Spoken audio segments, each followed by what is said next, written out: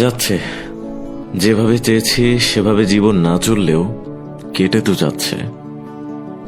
কত স্বপ্নই তো দেখেছি, কোনো স্বপ্ন পূরণ না হলেও বড় হওয়ার স্বপ্ন খুব তাড়াতাড়ি পূরণ হয়েছে।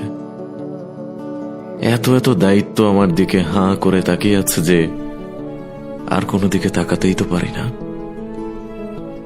দায়িত্ব মনে করিয়ে দেয় স্বপ্ন দেখার বয়স পেরিয়ে গেছে। জীবনের কাছে বেশি কিছু চাওয়া ছিল না, শুধু শান্তিটাই আমি সবসময় চেয়েছি।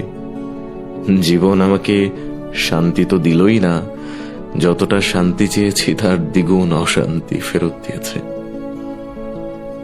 জীবনটা তো এমন হওয়ার কথা ছিল না, ছিল কি? জীবনের এই বাস্তবতার পরিবর্তন আদৌ কখনো আসবে কি?